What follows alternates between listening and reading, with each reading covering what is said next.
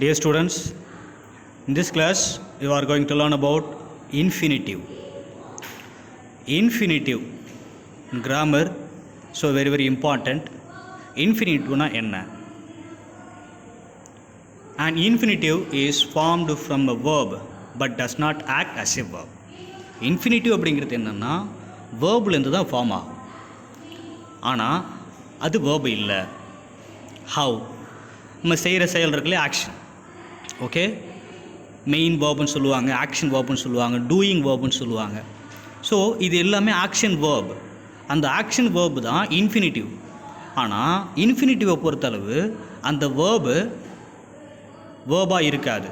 Okay, அது இன்ஃபினிட்டிவாக மாறிடும். So that's what we are going to see now. Infinitive is made up of two words. Okay, infinitive வந்து ரெண்டு வேர்டால் அது உருவாகியிருக்கும். To plus verb. To is a preposition. Okay, verb நம்ம செய்கிற செயல் action. So to plus verb சேர்ந்து தான் infinitive. So examples here.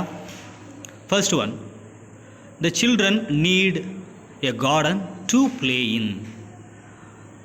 Play அப்படிங்கிறது வேர்ப், ஆக்ஷன் வேர்ப். பட் அதுக்கு முன்னால் டூ அப்படிங்கிற ப்ரிப்போசிஷன் சேர்ந்ததால் அது வேர்ப் கிடையாது, இன்ஃபினிட்டிவ். அப்போ verb, what is verb here sir?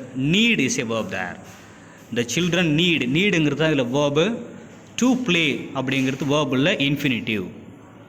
Second one, I would like a sandwich to eat. Okay, like, would like அப்படிங்கிறது verb. To eat, eat அப்படிங்கிறது main verb, action verb, செய்கிற செயல். அப்போது அந்த ஆக்ஷன் வேர்ப் முன்னால் to சேர்ந்ததால் அது இன்ஃபினிட்டிவாக மாறிடுச்சு. Okay, third one, I don't have anything to wear. Don't have verb. To wear, wear அப்படிங்கிறது ஆக்ஷன் வேர்ப். நம்ம வந்து அணிந்து கொள்வோம்னு சொல்லுவோம், அணிந்துக்கிறது, ட்ரெஸ்ஸை போட்டுக்கிறது. அந்த வியர், வியர் அப்படி முன்னால் டூ சேர்ந்துருக்கு. அப்போ வியர்ன்றது ஒரு ஆக்ஷன் வேர்ப். ஆக்ஷன் வேர்ப் முன்னால் டூ சேர்ந்ததால் அது இன்ஃபினிட்டிவ்க்கு மாறி போச்சு. ஸோ அதை தான் சொல்கிறாங்க. அப்போது ஒரு ஆக்ஷன் வேர்ப் இருக்கும், அந்த ஆக்ஷன் வேர்பு முன்னால் டூ வந்துச்சுன்னா அது வேர்ப் கிடையாது, அது infinitive. Okay, next one, he wants to go to temple. Wants அப்படிங்கிறது மெயின் வேர்ப். கோ அப்படிங்கிறதும் ஒரு ஆக்ஷன் வேர்ப் தான், ஆனால் அதுக்கு முன்னாடி என்ன வந்திருக்கு? டூ வந்திருக்கு. ஸோ டூ வந்துச்சு அப்படின்னா அது இன்ஃபினிட்டிவ், நாட் வேர்ப். அது ஒரு வேர்பாக அங்கே இருக்காது. The last one, they decided to start a business. Decided verb, main verb.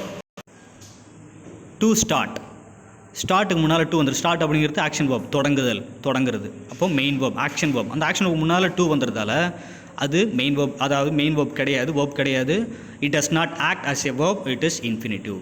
So infinitive என்னென்னா மெயின் வேர்ப் ஆக்ஷன் வேர்பாக இருக்கும், ஆனால் அந்த ஆக்ஷன் வேர்புக்கு முன்னால் டூ வந்ததால் அது வேர்பாக இருக்காது, இன்ஃபினிட்டிவ்க்கு மாறிடும். Okay students, thank you.